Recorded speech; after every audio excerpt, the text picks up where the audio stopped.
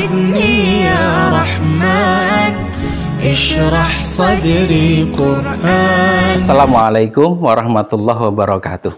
Alhamdulillahirabbil alamin. Allahumma sholli ala nabiyyina Muhammadin wa ala alihi wa ashabihi ajma'in, amma ba'd.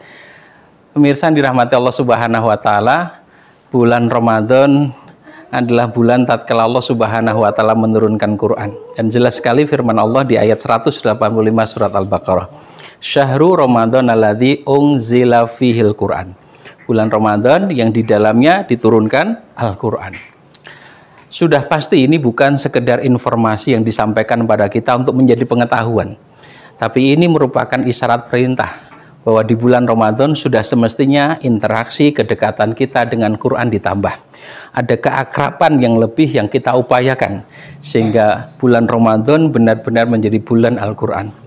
Kita mendapati contoh dari Nabi Shallallahu Alaihi Wasallam sebagaimana diriwayatkan oleh Imam Bukhari bahwa setiap malam di sepanjang bulan Ramadan Nabi kita Shallallahu Alaihi Wasallam bertadarus Quran setiap malam dengan malaikat Jibril.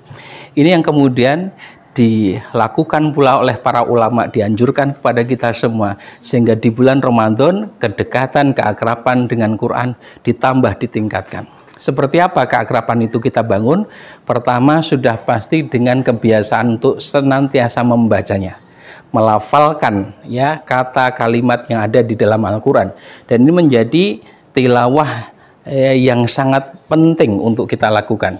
Satu, punya nilai pahala yang luar biasa. Sebab Nabi sampai mengatakan kulla harfin asyra hasanatin. Satu huruf yang dibaca 10 kebajikan yang kita dapatkan. Nabi memberikan contoh sampai kemudian dirinci contoh itu, lam akul alif lam mim harfun. Aku tidak mengatakan alif lam mim itu satu huruf. Walakin alifun harfun, walamun harfun, wamimun harfun. Tapi alif satu huruf, lam satu huruf, mim satu huruf. 30 kebajikan kita dapatkan.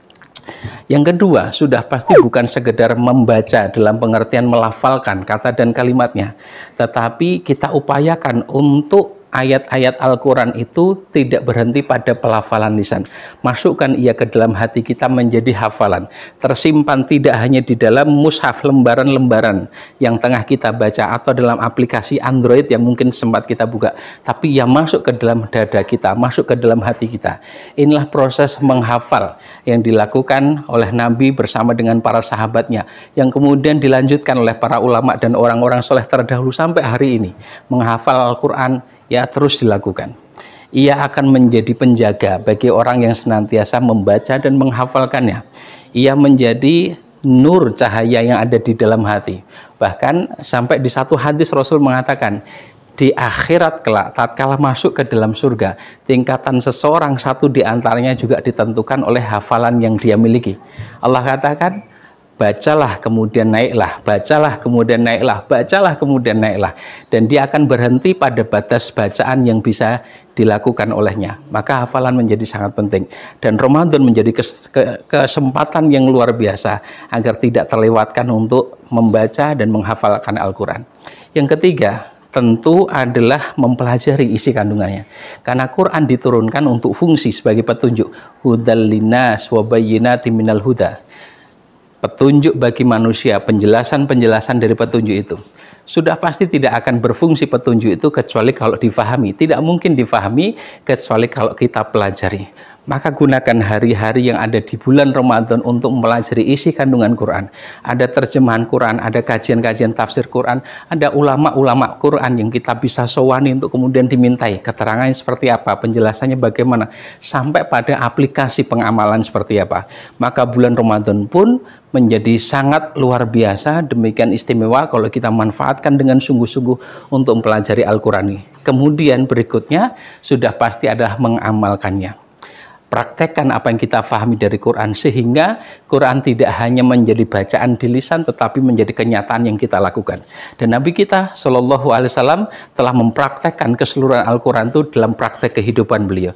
Dan Aisyah istri beliau mengatakan kana khuluqul Quran, akhlak Rasulullah Shallallahu Alaihi Wasallam adalah Al-Quran, the living Quran. Beliau telah menjadi Al-Quran yang hidup. Beliau telah menjadi Al-Quran yang dipraktekkan dalam kehidupan yang nyata. Sehingga memahami Al-Quran bisa kita miliki tidak hanya dari Al-Quran, terjemah dan tafsirnya, tetapi ada sirah nabawiyah, sejarah kehidupan Nabi dan hadis-hadis beliau yang akan menjadi penjelas aplikatif bagaimana Al-Quran itu dipraktekkan.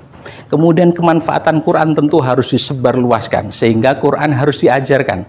Tidak hanya pada pribadi kita saja, tetapi harus didistribusikan kepada orang lain.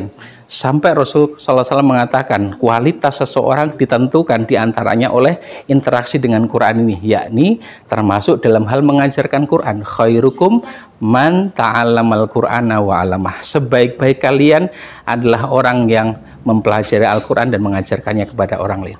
Mudah-mudahan kita bisa memanfaatkan hari-hari di sepanjang bulan Ramadan ini untuk lebih akrab lagi dengan Al-Quran. Demikian, wallahu a'lam bishawab. Assalamualaikum warahmatullahi wabarakatuh.